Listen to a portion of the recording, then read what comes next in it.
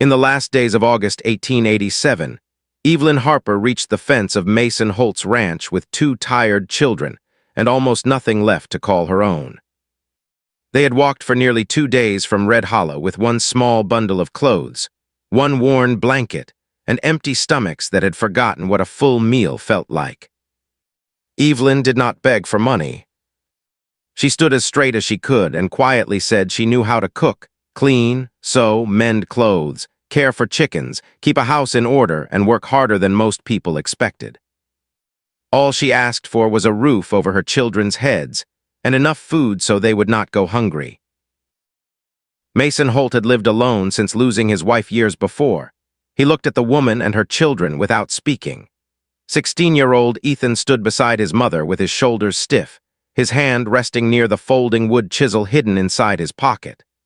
12-year-old Lily stayed close to Evelyn, her eyes fixed on the ground as smoke from the ranch house drifted softly through the afternoon air. Mason did not ask where their husband and father had gone. He did not ask what trouble chased them across the prairie. He looked once toward the quiet house behind him and then back at the small family standing at his gate. "Help me with the house," he finally said. "Your kids won't go hungry." Lily's face relaxed for the first time in days, though she still said nothing. Mason believed he had rescued 3 strangers from hardship. He had no idea that before winter ended, the woman standing before him would save everything he owned. Only 3 weeks earlier, Evelyn still believed life would soon return to normal. Her husband, Grant Harper, had left home carrying his carpenter's tools, their mule, and the papers proving ownership of Evelyn's sewing machine. He promised he would collect money from a freight company and return within 4 days. He never came back. 10 long days later, Silas Boone, the owner of the Red Hollow Trading Post, arrived carrying a worn leather ledger. Grant had borrowed money for flour, bacon, whiskey, leather, and other supplies. The debt had reached nearly $40.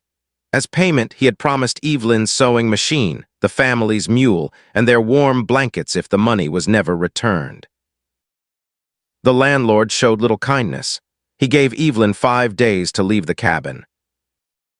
She sold the few things that still belonged to her: a copper pot, a small bed, a few kitchen tools. She packed only their clothes, one heavy skillet, and the old blanket that still kept her children warm during cold nights. Before sunrise on the final morning, an elderly widow named Martha Doyle quietly told Evelyn about a widowed rancher called Mason Holt who needed someone to keep house. Ethan no longer believed promises meant anything. "They always help until it becomes difficult," he said. Lily asked the one question Evelyn could not answer. "Does Father know where we're going?" Evelyn simply tightened the knot around their bundle and continued walking. Now those painful 2 days had finally ended at Mason's front gate. The ranch house was strong but empty. Thick log walls surrounded 2 small bedrooms with a stone fireplace standing in the center. Dust covered every shelf. Cold ashes rested inside the fireplace. A faded blue shawl still hung from a wooden peg beside the door. One chair faced away from the table as though nobody had touched it for years. Only one place at the table showed signs that someone still lived there. Mason pointed toward the small back room. "The children can sleep there." Then he looked at Evelyn. "You can sleep beside the stove until we build something better." His rules were short and clear. Breakfast before sunrise. Water buckets always full. Chickens locked before dark. Nobody entered the hay barn without permission. Everyone worked if they were able. Ethan looked directly at Mason. "How long can we stay?" Mason answered without hesitation. "As long as your mother keeps her word, and as long as both of you work honestly, nobody will send you away." That night Evelyn knelt beside one wall of the house. She placed her hand near the floor and immediately felt cold air slipping through the gaps between the logs. She said nothing. Across the room, Ethan quietly unfolded his father's old chisel beneath the blanket. The lantern light flashed across the worn steel before he carefully hid it again. Lily noticed everything, but pretended to be asleep. Long before daylight arrived, Evelyn was already awake.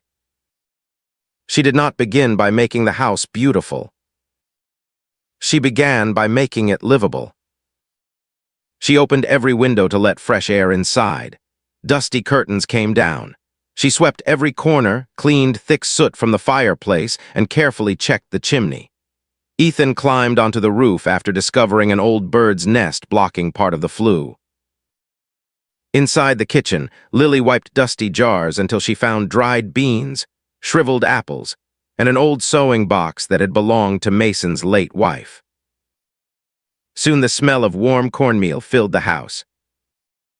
When Mason returned from feeding the horses, he stopped outside the front door. Smoke rose cleanly from the chimney. Morning sunlight reached the table. 4 bowls waited. Even the chair that had faced the wall now stood beside the table again. Mason quietly watched the room before sitting down. Evelyn chose the bench beside Lily instead of the empty chair. Later that afternoon, she hung a narrow strip of cloth beside the west wall. It fluttered gently near the floor. "The house has survived many winters," Mason said. Evelyn nodded. Surviving and wasting firewood are not the same thing. The next morning, Mason began teaching Ethan ranch work. He showed him how to check every gate, carry fresh water, tie proper knots, and approach nervous cattle without frightening them. "Why should I be gentle with something bigger than me?" Ethan asked. Mason smiled slightly. "Because real strength never needs fear to prove itself." At the same time, Lily received her own work. A weak gray calf needed care. She replaced its wet bedding, mixed warm water, checked its breathing, and gently rubbed its ears until the frightened little animal stood again. "I'm calling her Silver," Lily whispered. Mason simply nodded. As the days passed, Ethan secretly carried heavier buckets whenever Lily struggled, pretending it happened by accident.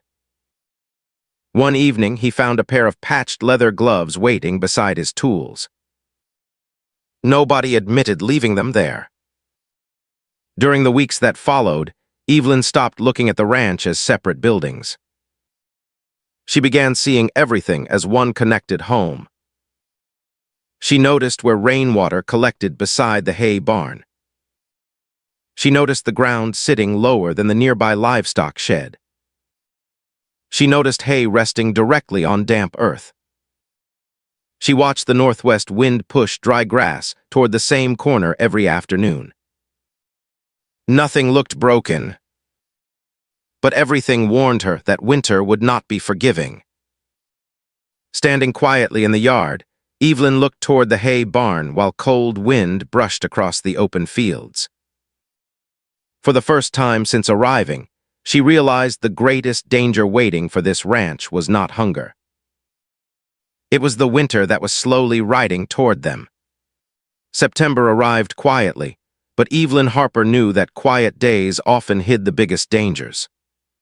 Every morning before sunrise, she finished her housework, then walked around Mason Holt's ranch with careful eyes. She paid attention to things most people ignored. She watched how the wind crossed the open fields. She noticed where rainwater settled after every storm. She looked at the barn floor, the fences, the roof, and the way the cattle naturally gathered whenever strong winds blew across the valley. Nothing seemed badly damaged. Still, everything warned her that winter would test every weak place.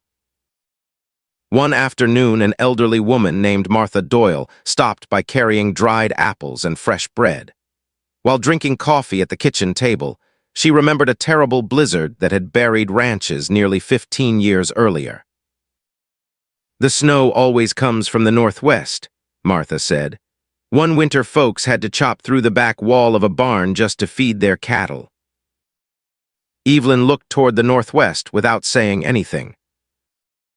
After Martha left, she tied pieces of rope across the yard and slowly measured distances between every building.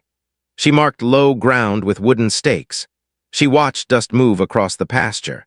She even measured how far the barn sat below the livestock shed. Mason watched from the porch. "You've spent a lot of time measuring things I've lived with for years." Evelyn smiled politely. "How many times do you dig snow away from your barn every winter?" Mason looked toward the hay barn. He did not answer. Across the valley, another rancher noticed what she was doing. His name was Victor Grayson. He owned one of the biggest ranches in the county and believed old ways never needed changing. Seeing Evelyn measuring the wind instead of simply working made him laugh. "Looks like Mason hired himself an engineer instead of a housekeeper."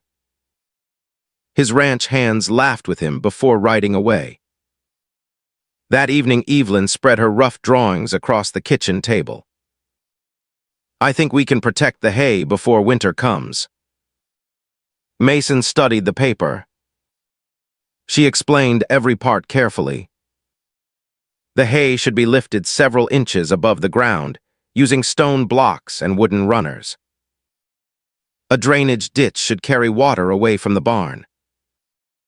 A wind fence should stand several yards from the livestock shed, at a slight angle, so drifting snow would move away instead of piling against the doors. The roof should extend farther to keep rain from reaching the walls. Mason agreed with raising the hay and digging the ditch. But he frowned when he saw the ventilation openings. "A winter barn should stay closed," he said. "You stop cold air by sealing every crack." Before Evelyn could answer, Victor Grayson rode into the yard with a bull he hoped to trade. He looked at the drawing and laughed. "So now we're inviting the wind into the barn and pretending that's protection." Ethan lowered his eyes. He hated hearing people laugh at his mother. "You don't have to let people make fun of you just to prove you're useful," he whispered. Evelyn ignored Victor completely. She looked only at Mason. "Let me build one small section. If it fails, I'll take it apart myself." Mason studied her face for several long seconds. "You still finish every day's work first." "I will." "Then we'll try it." The next 3 weeks became the busiest any of them could remember. Every morning, Mason and Ethan worked inside the hay barn. They lifted heavy bales off the damp floor. They carried flat stones into place. They repaired broken boards. They built a stronger roof overhang along the western side. Outside, Evelyn and Lily sorted every bale of hay. Fresh hay stayed together. Anything that smelled damp or sour was moved away. Lily carefully marked every stack with charcoal so they would know when each load had been stored. Slowly, a small wind fence began rising beside the pasture. Mason taught Ethan how to keep every post standing perfectly straight. Evelyn taught him something different. Never watch only the compass. She pointed toward drifting dust. Watch where the wind wants to travel. For the first time, Ethan realized both lessons mattered. Inside the house, quiet changes continued happening. Every evening, Evelyn left 1 cup of coffee warming on the stove whenever Mason returned late from the fields. Without telling anyone, Mason repaired the worn sole of Ethan's boot one night and quietly left it beside the door. Lily tied a strip of bright red cloth to the top of the wind fence. so we'll always know what the wind is doing. The weak gray calf she had named Silver slowly stopped coughing after fresh air moved through the barn each day. One evening, Mason quietly turned his late wife's empty chair back toward the family table. Nobody mentioned it, but everyone noticed. Near the end of September, the first strong northwest wind swept across the valley. There was no snow, only dry wind. Dust raced across the fields.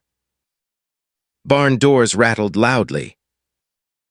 The cattle naturally gathered behind the unfinished wind fence. Evelyn, Mason, Ethan, and Lily stood together watching. The wind struck the barrier. Instead of crashing directly into the barn, it curved gently around the angled fence and continued into an empty section of pasture. Dust piled harmlessly more than 20 feet away from the livestock doors. Lily quietly filled 2 buckets with water. One stayed behind the wind fence. The other remained in the open yard. The next morning, the protected bucket carried only a thin layer of ice. The other was frozen almost solid. Mason walked slowly along the new fence. Without saying a word, he pushed against every post. Then he handed Ethan a heavy hammer. "Drive these 2 posts deeper." That was all Evelyn needed to hear. Mason believed. Not completely, but enough to keep building. Victor Grayson Road passed again later that afternoon. "A September wind proves nothing," he called. Evelyn smiled calmly. "It proves the wind can be guided." Victor only shook his head before riding away. Encouraged by the successful test, Evelyn hurried to finish protecting the hay before colder weather arrived. This time she made one mistake. Trying to block every cold draft, she stacked fresh hay tightly against one inside wall. Only 3 nights later, Lily entered the barn to feed Silver. She stopped immediately. The air smelled warm, almost sweet, almost sour. She touched one of the iron nails inside the wall. It felt damp. She quickly called for Evelyn. Without panic, Evelyn pushed a long iron rod deep into the hay. After waiting several moments, she pulled it back out and pressed it against her wrist. It was warmer than the surrounding air. The middle of the stack held trapped moisture. If left alone, the hay would mold. Heat would continue building. Their entire winter feed could be ruined. Mason looked silently at the hay. Only days earlier, Victor had laughed at the idea of ventilation. Now the only dangerous place inside the barn existed, because Evelyn herself had sealed it too tightly. She never made excuses. She looked directly at Ethan. "Take every bale down." Ethan stared in disbelief. "We worked all day. We can earn back 1 day's work." She gently touched the damp hay. "We cannot earn back an entire winter." Immediately they rebuilt the stack. This time Evelyn left space between the wall and every bale. The upper vent remained open. Fresh air moved slowly through the barn. Every morning they checked the temperature inside the hay. Mason reached for the nearest bale. "We rebuild it the right way." Ethan noticed something important that day. Strong people were not those who never made mistakes. Strong people admitted them and fixed them before they became disasters. Only a few days later, Mason gave Ethan another responsibility. The side entrance of the hay barn needed rebuilding. "If snow buries the front doors," Mason explained, This door may save every animal we own. He carefully showed Ethan how to choose dry seasoned wood, leave room for ice, and test every latch before calling the work complete. Still carrying frustration from rebuilding the haystack, Ethan secretly chose fresh green timber because it was easier to cut.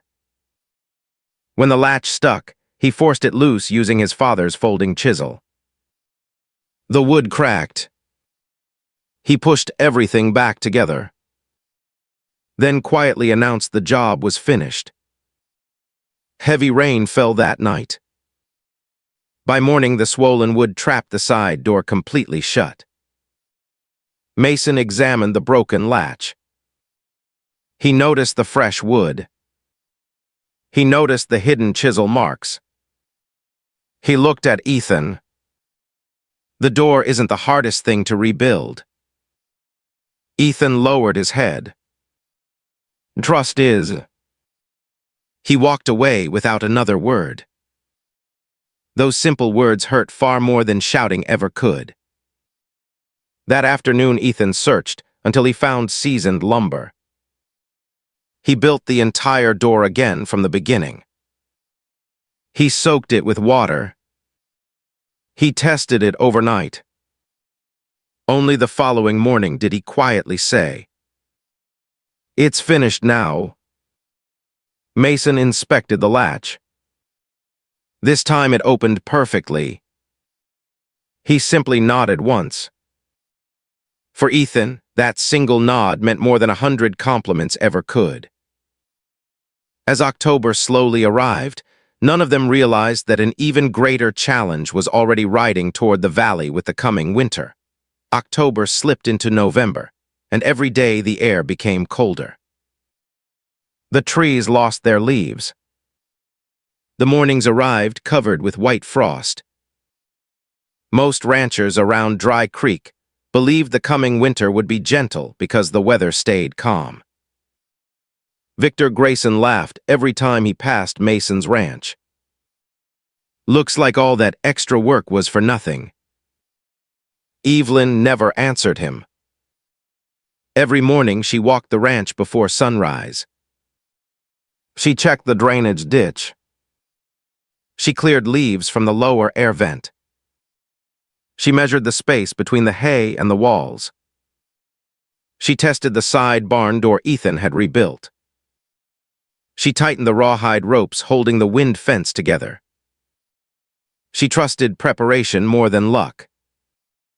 One afternoon, Dr. Samuel Brooks arrived to inspect livestock before winter settled across the valley. He carried years of experience treating cattle through harsh winters. Victor proudly invited the doctor to inspect his ranch first. Every vent inside Victor's hay barn had been sealed. The hay reached from floor to roof. Dr. Brooks pushed a long metal probe deep into the stack. When he pulled it out, the steel felt warm. The center of the hay smelled slightly sour. He quietly wrote notes inside his journal. At Mason's ranch, he repeated the same inspection. Again, the probe disappeared deep into the hay. When it came back, it felt almost the same temperature as the surrounding air. The bottom of every stack remained dry. Fresh air moved gently through the vents. The drainage ditch carried water away exactly as Evelyn had planned. Dr. Brooks nodded with approval. "Keep checking the vents after every storm," he said. "Never mix wet hay with dry hay." Then he walked over to the little gray calf. Silver no longer coughed. Lily smiled proudly. The doctor gently rubbed the calf's neck. Fresh air heals better than trapped moisture.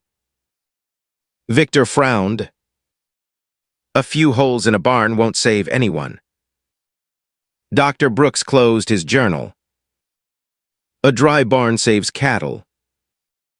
Nothing more needed to be said. During the following weeks, Evelyn sold butter, eggs, and handmade saddle bags in town. Mason and Ethan sold braided ropes and repaired harnesses. Every coin they earned went toward paying Evelyn's old debt. Silas Boone accepted each payment without kindness. The number inside his black ledger slowly became smaller. Ethan carefully counted every coin before handing it across the counter. One afternoon, trouble found them again. One of Victor Grayson's ranch hands stepped into their path. So this is the boy living on another man's ranch. Several men laughed. Then the ranch hand looked toward Evelyn. Maybe feeding a lonely widower is easier than earning an honest living. Ethan's hand slipped into his pocket. His fingers wrapped tightly around his father's folding chisel. For one long moment, nobody moved. Lily saw what was happening. Across the street, Mason was still too far away. Then Ethan remembered the broken barn door. He remembered Mason's quiet words. Trust. Honesty. Patience. Slowly, he released the chisel. My mother earns every meal she serves, he answered calmly. And a man who insults women to impress a crowd isn't much of a man. Without another word, Ethan turned around. He helped Lily climb into the wagon. No fight happened. No punches were thrown. Only silence remained behind them. Mason had watched everything. On the ride home, he quietly handed Ethan the leather pouch holding the day's earnings. You carry it. Ethan looked surprised. You trust me. I already do. Those words stayed with Ethan all winter. By early December, the valley grew strangely quiet. There was almost no wind. Smoke from chimneys drifted flat across the sky. Birds disappeared. Even the cattle stood with their backs facing northwest. Dr. Brooks looked at his weather instruments. The pressure is falling fast. Martha Doyle arrived before sunset. I've seen this before, she warned. The quiet always comes before the worst storms. Everyone immediately began preparing. Mason moved the cattle toward higher ground. Evelyn stretched bright red guide ropes between the house, the barn, the livestock shed, and every important building. If the storm became too strong, they could follow the ropes without getting lost. Ethan checked every gate. He tested the side barn door one final time. Lily carried Silver into the safest pen nearest the escape door. That evening supper was unusually quiet. Nobody said what they were thinking. But everyone knew the storm was coming. Shortly after midnight, the blizzard arrived. The wind screamed across the valley. Snow filled the air until nothing beyond a few feet remained visible. The wind fence took the first powerful blow. It bent, but it stayed standing. Snow drifted away from the barn exactly where Evelyn had planned months earlier. Then disaster struck. A large board beneath the new roof overhang broke loose. Mason grabbed a rope around his waist and climbed toward the roof through the side entrance. Just as he reached the damaged beam, the old timber snapped. He crashed onto the barn floor. His shoulder slammed into the wooden boards. His ankle twisted beneath him. Ethan and Evelyn rushed through the side entrance. Together, they pulled Mason to safety. He tried standing. Pain forced him back down. The roof, he whispered. Save the roof. Evelyn looked beyond the barn. She noticed something even worse. Snow had begun piling across the cattle lane, because one short section of fence blocked the wind in the wrong direction. If the drift continued growing, every animal would become trapped. The barn doors would disappear beneath mountains of snow. "We cut the fence," Evelyn said. Mason hesitated. "The cattle could escape." "If we leave it standing," Evelyn answered, "the storm will build a wall stronger than any fence." For several seconds, Mason stared into the blinding snow. Finally, he pulled the knife from his belt. He placed it in Evelyn's hand.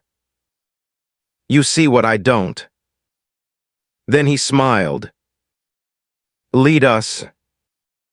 Without raising her voice, Evelyn gave clear instructions.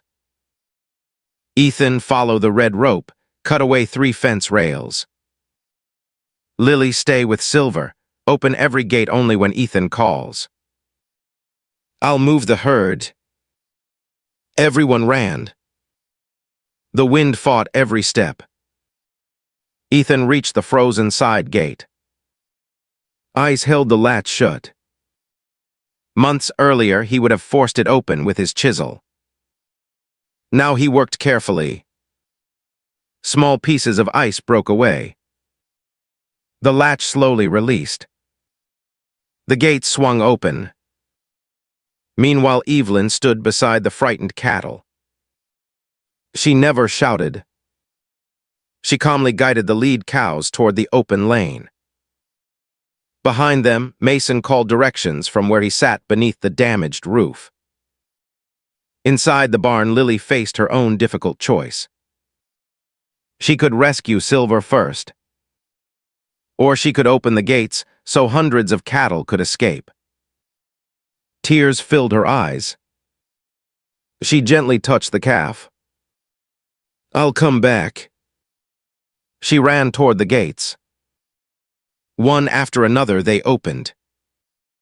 The cattle finally followed Evelyn through the blizzard. Only after the last animal safely crossed into higher ground did Lily return.